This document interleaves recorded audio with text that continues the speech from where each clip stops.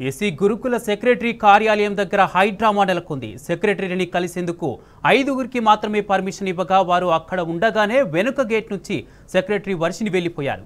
Secretary చెప్పా పెట్టకుండా వెళ్లడం పట్ల సబ్జెక్ట్ అసోసియేట్ గెస్ట్ ఫ్యాకల్టీ ఆగ్రహం వ్యక్తం చేసి నిరసన చేపట్టడంతో పోలీసులకు బాధితులకు మధ్య వాగ్వాదం చోటు చేసుకుంది. ఇదంతా పూర్తిగా ప్రభుత్వ వైఫల్యమనడానికి సెక్రటరీ వెళ్లిపోవడమే నిదర్శనమని గురుకుల గెస్ట్ ఫ్యాకల్టీ మండిపడ్డారు.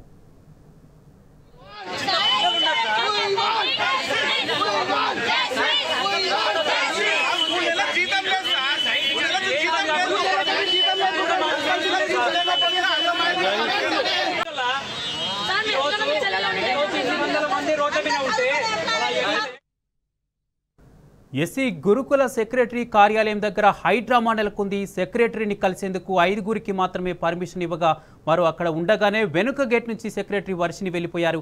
సెక్రటరీ చెప్పా పెట్టకుండా వెళ్లడం పట్ల సబ్జెక్ట్ అసోసియేట్ గెస్ట్ ఫ్యాకల్టీ ఆగ్రహం వ్యక్తం చేసి నిరసన చేపట్టడంతో పోలీసులకు బాధితులకు మధ్య వాగ్వాదం చోటు చేసుకుంది. ఇదంతా పూర్తిగా ప్రభుత్వ వైఫల్యమే అనడానికి సెక్రటరీ వెళ్లిపోవడమే నిదర్శనమని గురుకుల గెస్ట్ ఫ్యాకల్టీ మండిపడ్డారు. ఇదే అంశానికి సంబంధించి పూర్తి అప్డేట్స్ మా ప్రతినిధి లివిల్ లైవ్ ద్వారా అందిస్తారు. లివిల్, ఎస్సీ గురుకుల సెక్రటరీ కార్యాలయం దగ్గర హైడ్రామా నెలకొన్నట్టుగా తెలుస్తుంది. దీనికి సంబంధించి పూర్తి అప్డేట్స్ ఏంటి? వల్ల ఏదైతే గురుకుల రెసిడెన్షియల్ విద్యా విధానాన్ని నాటి బీఆర్ఎస్ ప్రభుత్వం తీసుకొచ్చింది, అందులో భాగంగా సిఓఈ అంటే సెంటర్ ఆఫ్ ఎక్సలెన్సీ అని తీసుకొచ్చి అందులో భాగంగా ఏదైతే ఐఐటి కావచ్చు, ఎన్ఐటి కావచ్చు, ఇటు జేఈ కావచ్చు, ఇటు ఎంబీబీఎస్ సీట్లకు సంబంధించి కూడా కోచింగ్లు ఇచ్చేందుకు ఇటు సబ్జెక్ట్ అసోసియేట్ నియమించారు. దాదాపు ప్రతి గురుకులాల్లో కూడా 5 నుంచి 6 సబ్జెక్ట్ అసోసియేట్లను నియమించారు. గత కొద్ది రోజులుగా వారంతా కూడా సేవలు అందిస్తున్నారు. ఇవాళ వారు అందించిన సేవలకు కానీ వాళ్ళ అత్యున్నత విద్యా సంస్థల్లో విద్యార్థులంతా కూడా చదువుతున్న పరిస్థితి కనిపిస్తుంది. కానీ వాళ్ళ ప్రజాపాలన అని పేరు చెప్పిన ప్రజాప్రభుత్వం ఇవాళ అర్ధాంతరంగా అర్ధరాత్రి సర్క్యులర్లు ఇచ్చి తొలగించిందని చెప్పేసి దాదాపు 250 మంది పైచిలకు ఏదైతే సబ్జెక్ట్ అసోసియేట్స్ ఉన్నారో వారంతా కూడా ఇవాళ సెక్రటరీని కలవడానికి వచ్చారు. సెక్రటరీ టైం ఇచ్చిందని చెప్పారు. సెక్రటరీ టైం ఇచ్చిందని చెప్పేసి ఇక్కడ వీళ్ళందరినీ కూర్చునబెట్టి వారు వెనుక నుంచి వెళ్ళిపోయిన తీరును వీరంతా కూడా ఆగ్రహం వ్యక్తం చేస్తున్నారు. ఇదేనా మాకు ప్రజాపాలన అని చెప్పేసి కూడా అసహనం వ్యక్తం చేస్తున్నారు.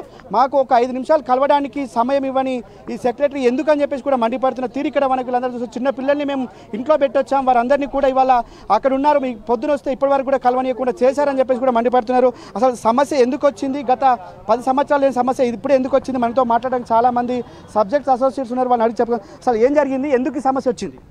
సార్, మేము నిన్న ఒక సర్క్యులర్ రావడం ద్వారా మా లోపల ఎక్కడ లేనటువంటి ఆందోళనకు చెంది ఇక్కడ ఉన్నటువంటి రాష్ట్ర వ్యాప్తంగా మాకు 6000 పైచిలకు ఉపాధ్యాయులం మేము పార్ట్ టైం పద్ధతిలో గత 10-15 సంవత్సరాల నుంచి సొసైటీ ఏర్పడ్డ నుంచి కూడా పార్ట్ టైం వ్యవస్థ మీద ఆధారపడ్డటువంటి ఈ సొసైటీ ఇప్పుడు అయినప్పటికీ కూడా మేము పార్ట్ టైం పద్ధతిలో ఏర్పాటు మమ్మల్ని చేసుకొని ఆ పద్ధతి విధానాన్ని కూడా ఒక ఎగ్జామ్ పెట్టి తర్వాత డెమోస్ తీసుకొని తర్వాత పిల్లల దగ్గర ఇంటరాక్ట్ తీసుకొని తర్వాత ప్రిన్సిపల్స్ ఆర్సీఓలు వాళ్ళు వచ్చినప్పుడు వాళ్ళు మా యొక్క ఇంటర్వ్యూస్ తీసుకొని ఈ యొక్క సెలక్షన్ పద్ధతిని మాకు ఏర్పాటు చేసుకొని ఈరోజు మాకు చెప్పకుండా యథావిధిగా నైటే వితిన్ సెకండ్స్లల్లో ఒక పెన్నుతోటి సంతకం పెట్టడం ద్వారా మా యొక్క 6500 మంది కుటుంబాలు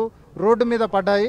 ఈరోజు మేము ఆ బాధతోటి మేము ఇక్కడ ఉన్నటువంటి మా యొక్క సెక్రటరీ మేడం ఎవరైతే వర్షిని మేడం ఉన్నారో ఆమె దగ్గరికి మా యొక్క బాధలను చెప్పుకోవడానికి ఉదయం 8 గంటలకు మేము పలు జిల్లాల నుంచి పలు పాఠశాలల నుంచి ఇక్కడికి మహిళా టీచర్లు మేము పీటీలు పీడీలు అందరం కూడా మా యొక్క బాధలను చెప్పుకొని మా యొక్క వృత్తిని ఆమెకు తెలియజేస్తే ఆమె మాకు ఇలాంటిదైనా ఒక సమస్య పరిష్కారం చేస్తారనే ఉద్దేశంతో మేము ఇక్కడికి ఇప్పటి వరకు టిఫిన్లు చేయకుండా భోజనాలు చేయకుండా ఇక్కడ మా యొక్క బాధలను చెప్పుకోవడానికి వస్తే ఆమె ఇంతసేపు 4 గంటలకని మాకు సమయం ఇచ్చి మేము ఇన్ గేట్ దగ్గర ఉంటే ఆమె అవతల బ్యాక్ సైడ్ గేట్ నుంచి పారిపోయినటువంటి సందర్భాలు, ఇలాంటి దొంగ శాస్త్రాలు చేయడం వల్ల ఇక్కడ మేము సరే మేడం అయితే వెళ్ళిపోయారు, కానీ ఇక్కడ ఉన్నటువంటి జాయింట్ సెక్రటరీ కానీ సెక్రటరీ కింద ఉన్నటువంటి వేరే అధికారులు కూడా ఒక్కరు కూడా లోపలంగా కొట్టి బయటికి వచ్చి మీకు ఏ సమస్య వచ్చిందని మాకు అడగలేని పరిస్థితిలో మేము ఇక్కడ గేట్ ముందల ఉండి మేము ధర్నా చేస్తుంటే కూడా ఇక్కడ పోలీస్ ఆఫీసర్స్ ఉన్నారు, వాళ్ళు మాకు సహకరిస్తారు, కాదంటలేము. కానీ వాళ్ళు లోపలంగా బయటికి వస్తూ అంటారు, కానీ మాకు ఎవరు కూడా వచ్చి సమాధానం చెప్పలేకపోతారు.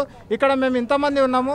మా యొక్క వృత్తి పరంగా చూసుకున్నట్టయితే ప్రభుత్వ ఉద్యోగులతో సమానంగా వాళ్ళతో పాటు డే అనక నైట్ అనక పని చేసుకుంటూ వాళ్ళతో సమానంగా వాళ్ళకంటే కూడా వాళ్ళు మా మీద వేసిన భారాన్ని కూడా మేము మోసుకుంటా వాళ్ళ యొక్క పనిని కూడా మేము మా యొక్క వృత్తికి మాకు ఒక ఉద్యోగ భద్రత ఉంది కాబట్టి, ఉద్యోగ బాధ్యత ఉంది కాబట్టి మేము ఆ సొసైటీలో ఒక ఉపాధ్యాయునిగా విద్యార్థులకు నిన్న మొన్న జరిగినటువంటి ఏదైతే ట్రాన్స్ఫర్స్ అని చెప్పిరో, ఏదైతే బదిలీలు అని చెప్పిరో, తర్వాత ప్రమోషన్స్ అని చెప్పిరో, దాంట్లో ప్రభుత్వ ఉద్యోగులు ఎవరైతే ఉన్నారో వాళ్ళు హడావుడి చేసి ఇప్పటి వరకు కూడా పాఠశాలలలో ఒక్క పాఠం చెప్పని పరిస్థితిలో ఉంటే మేము పార్ట్ టైం ఉపాధ్యాయులం ఎవరైతే ఉన్నామో వాళ్ళ యొక్క పాఠాలను కూడా వాళ్ళు డీల్ చేసేటటువంటి లెసన్స్ సబ్జెక్టులను కూడా మాతోటి చెప్పించి ఈ యొక్క ప్రిన్సిపల్స్ కానీ ఆర్సీఓలు కానీ డీసీఓలు కానీ ఎవరైతే ఉన్నారో వాళ్ళు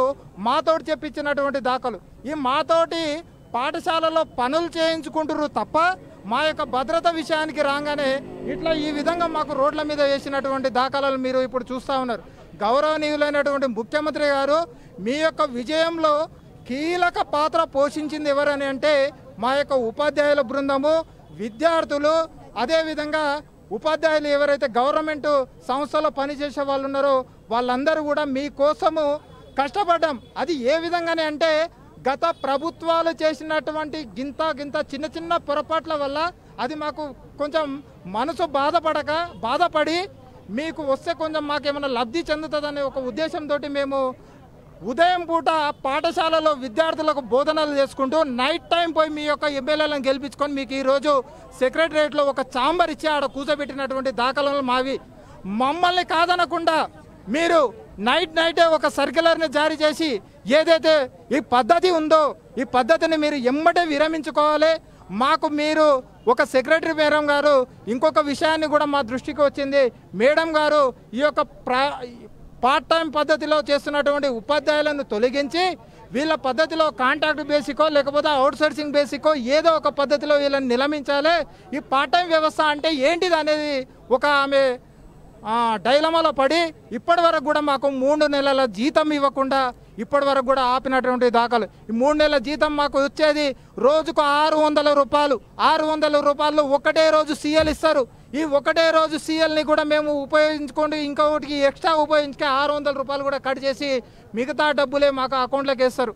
ఇలాంటి ఎన్ని ఇబ్బందులు పెట్టినా మేము యొక్క విద్యార్థుల యొక్క భవిష్యత్తు కోసం, విద్యార్థి యొక్క కార్యాచరణ కోసం మేము విద్యార్థిని ఒక గొప్ప స్థాయిలో నిలబెట్టాలనే ఒక ఉద్దేశంతో ప్రభుత్వ ఉద్యోగులతో సమానంగా, ప్రభుత్వ ఉద్యోగుల కంటే ఎక్కువ మేము పనిచేసినాం.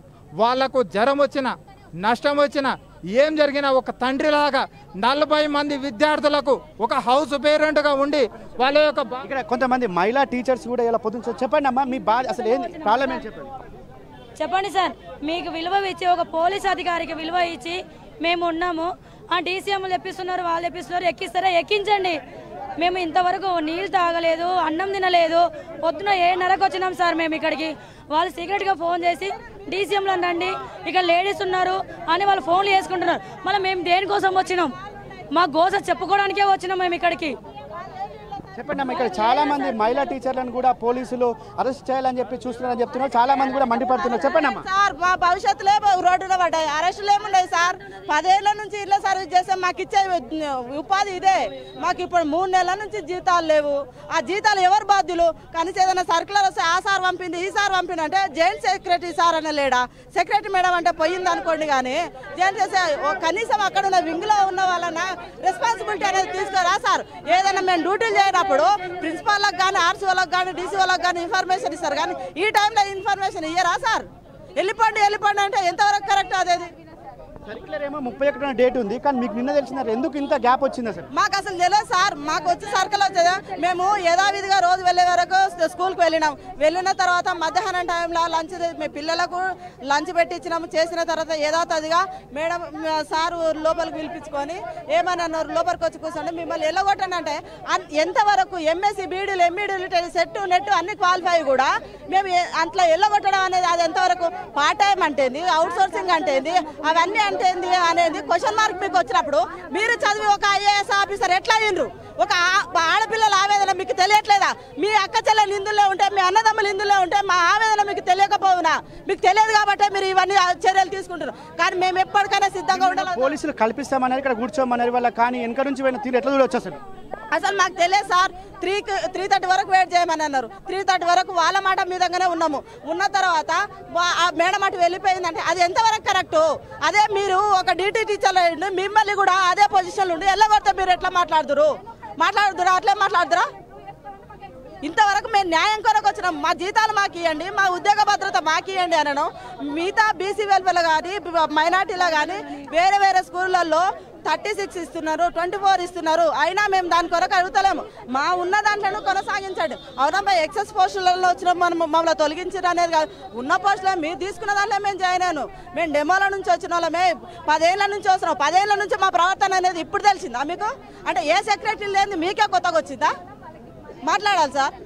మొత్తం ఇవాళ ఏదైతే చూసినట్టయితే సెక్రటరీకి సంబంధించి పెద్ద ఎత్తున కూడా ఆందోళన జరుగుతున్నాయి. ఇవాళ సెక్రటరీ మాకు 3 గంటలకు కలుస్తానని చెప్పి వెనక గేట్ నుంచి పోవడం కూడా ఇవాళ మాకు ఆమె చేసిన ద్రోహంగానే మేము చూస్తాం. ఇవాళ మాకు చిన్నపిల్లల్ని వదిలేసి వచ్చాం. గత 10 సంవత్సరాలుగా లేనిది ఇవాళ ఎందుకు వచ్చింది? ఈ 9 నెలల కాలంలోనే మాకు జూన్లో రినివల్ సంబంధించిన సర్కులర్ ఇచ్చారు, కానీ అర్ధంతరంగా అకాడమిక్ మధ్యలో తొలగిస్తున్నారని చెప్పేసి కూడా వీరంతా ఆవేదన వ్యక్తం చేస్తున్న పరిస్థితి కనిపిస్తుంది. కుమార్, రైట్.